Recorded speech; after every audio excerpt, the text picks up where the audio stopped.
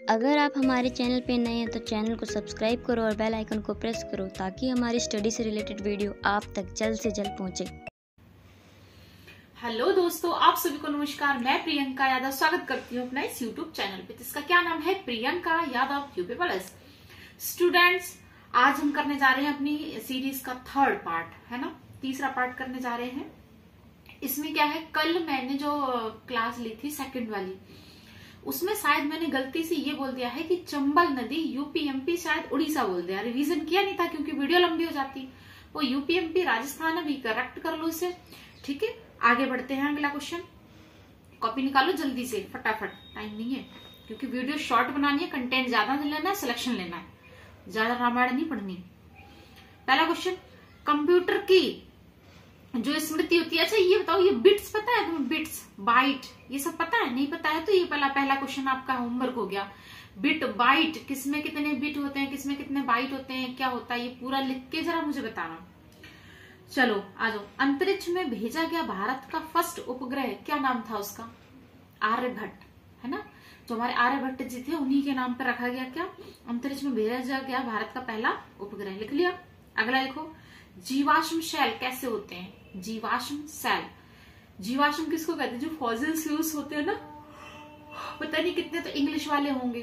Fossil fuels वो कैसे होते हैं? परतदार सेल्स। कैसे होते हैं? परतदार सेल्स। बस तुम्हें शॉर्ट नोट बनाने, जीवाश्म सेल कैसे, परतदार सेल। अगला, पहली क्लास में मैंने बताया था कि वायुमंडल में कौन सी ऑक्सीजन कितनी है। अब मैं पूछ रही हूँ कि वायुमंडल में कौन सी गैस सबसे ज्यादा होती है, बताओ? नाइट्रोजन। ठीक। और कौन सी हवा वर्ष में 2 बार अपनी दिशा परिवर्तन करती है, बताओ? मानसून हवा। कौन सी हवा वर्ष में 2 बार अपनी दिशा परिवर्तित करती है? कौन सी होगी? मानसून हवा। ठीक है। अगला, ज्वार भाटा, ज्वार भाटा जो होते हैं ना, ज्वार भाटा की उत्पत्ति का कारण क्या है? चंद्रमा का गुरुत्वाकर्षण। ज्वार भाटा की उत्पत्ति का कारण है चंद्रमा का गुरुत्वाकर्षण, ग्रेविटेशनल, है ना। आगे मैं पूछूंगी ये क्या है, मैं कुछ नाम लेती हूँ, आपको बताना पड़ेगा। बताओ, गोबी, कालाहारी, अटाकामा, सहारा, ये सब क्या है? मरुस्थल, है ना। लिख लो, गोबी, कालाहारी, अटाकामा, सहारा क्या है? मरुस्थल है। ठीक। इससे पहले किसी क्लास में मैंने बताया था जैन धर्म के बारे में, श्वेतांबर, दिगंबर। अब मैं पूछ रही हूँ कि जैन धर्म में जो 23वें उनके तीर्थंकर थे, उनका क्या नाम था, बताओ? जो 23वें तीर्थंकर थे, 24 थे टोटल, उसमें से मैं किसकी बात कर रही हूँ? 23वें की। वो उनका क्या नाम था? पार्श्वनाथ। क्या नाम था? पार्श्वनाथ। लिख लो। अब वहां पे ऑप्शन आएगा, कौन सी नदी डेल्टा नहीं बनाती है? तो नर्मदा नदी डेल्टा नहीं बनाती है। हो गया। अगला क्वेश्चन लिखो।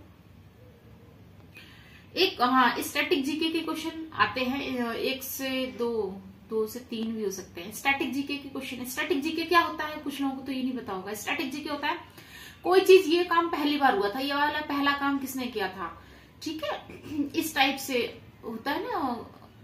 जैसे एक एग्जांपल देती हूँ, एशियन गेम्स में 400 मीटर की दौड़ स्वर्ण पदक जीतने वाली फर्स्ट इंडियन फीमेल, ठीक है, जो एशियाई खेल है उसमें 400 मीटर की दौड़ में स्वर्ण पदक जीतने वाली पहली महिला कौन थी? कमलजीत सिंधु। कौन थी? कमलजीत सिंधु। लिख लिया आपने। अगला, एक ये हिंदी का क्वेश्चन है जो उसमें डाला गया था, जीएस में डाला गया था एक पेपर में। नीलगिरी का समास पूछा था, ठीक है, बहुब्री समास। हालांकि जीके का क्वेश्चन नहीं है, ऐसे ही मतलब उसमें आ गया था।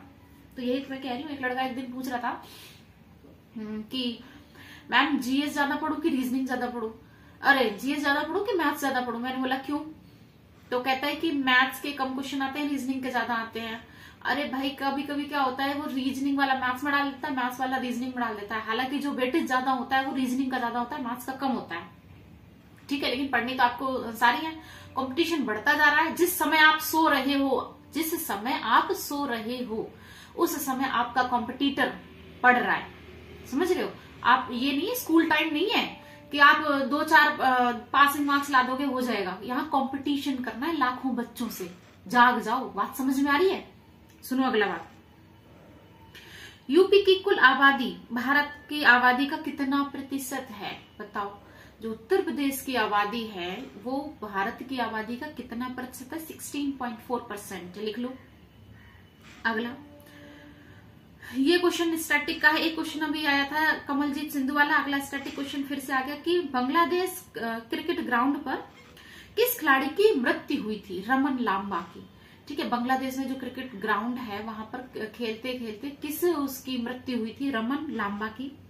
उसके बाद क्वेश्चन है गैर परंपरागत ऊर्जा स्रोत कौन कौन से हैं? पवन ऊर्जा, ज्वार ऊर्जा। एक बात ये है ना, मैं इंग्लिश मीडियम से रही हूँ, फिर भी बहुत अच्छी हिंदी मैंने कर ली है। तो जो आपको इंग्लिश हिंदी में समझ ना आए वो मेरे से आप डायरेक्टली पूछ सकते हो, मैं उसको इंग्लिश में बता दूंगी, क्योंकि इंग्लिश मेरी शायद ज्यादा अच्छी है। आगे, भारत की संविधान सभा के अध्यक्ष कौन? डॉक्टर राजेंद्र प्रसाद। ठीक है, डॉक्टर राजेंद्र प्रसाद। अभी तो ये एमसीक्यू कर रहे हैं, जब मैं एमसीक्यू करा दूंगी तब मैं एक एक टॉपिक वाइज भी आपको पढ़ाऊंगी। जब मैं संविधान पढ़ाऊंगी तो संविधान सभा के कौन अध्यक्ष रहे हैं, कौन से कुछ समय के लिए अध्यक्ष रहे हैं, वो किस कारण बने, ये सभाएं कहाँ पर हुई, कितनी सभाएं हुई, कौन सी कब हुई, 9 को हुई, 11 को हुई, इस टाइप से मैं सब कुछ बताऊंगी। ठीक है, पूरी डिटेल में। अभी एमसीक्यू लिखो कुछ जो मैं चाहती हूँ, ये तुम अपना रट के रखो, तैयार रखो। ठीक, आगे राजेंद्र प्रसाद हो गया। भारत में संपत्ति का अधिकार अब कैसा है? भारत में संपत्ति का अधिकार अब रह गया है कानूनी अधिकार। बात समझ में आ गई? भारत में संपत्ति का अधिकार अब कैसा रह गया है? कानूनी अधिकार। जब से वो संशोधन हुआ और वो 300 काम में जाके जुड़ गया है ना। ठीक, अभी बताऊंगी आपको क्या है ये जो मैं बता रही हूँ। उसके बाद जिम कॉर्बेट पार्क जो है, जिम कॉर्बेट नेशनल पार्क कहाँ पर है? रामनगर नैनीताल में है। ठीक है, अब सिर्फ स्टेट का नाम मत याद कर लेना, हो सकता है वो स्टेट ना देकर ऐसे दे दे, रामनगर में है इस टाइप से, तो रामनगर नैनीताल में। ठीक है, सुंदरबन। सुंदरबन क्या है? गंगा ब्रह्मपुत्र जहां पर डेल्टा बनाते हैं वो सुंदरबन है। सुंदरी पेड़ वगैरह भी तुमने सुने होंगे। ध्वनि मापक इकाई किसे कौन सी होती है? क्या नाम है उसमें? 4 ऑप्शन होंगे। तो ध्वनि मापक इकाई क्या है? डेसिबल है। डेसिबल। कितने मिनट की होगी वीडियो? 7। और क्वेश्चन लिख लो फिर। हरित गृह प्रभाव मतलब ग्रीन हाउस इफेक्ट में सबसे ज्यादा गैस जो होती है वो कौन सा, किसका प्रभाव बढ़ता है? कार्बन डाइऑक्साइड, CO2 लिख लो। अच्छा, आगरा वाले इसका जवाब देंगे। ताजमहल जो बदरंग हो रहा है वो क्यों हो रहा है? एसिड रेन के कारण, due to acid rain. Acid rain क्या? आसपास अगर कोई फैक्ट्री चलेंगी जैसे चमड़े वगैरह का, तो इसका ये ऊपर जो धुआं जाएगा और केमिकल वाला, फिर वर्षा होगी तो वो सब क्या होगी? केमिकल वाली जो वर्षा होगी उसको क्या कहेंगे? Acid rain. चलो बताओ, एसिड रेन में कौन कौन सी गैस आती है? मैं नहीं बता रही, बताओ, लिख के बताओ कमेंट में। ठीक है, शायद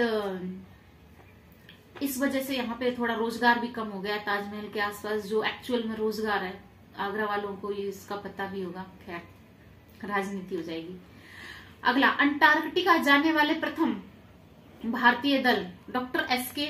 ठीक है, कासिम जी थे।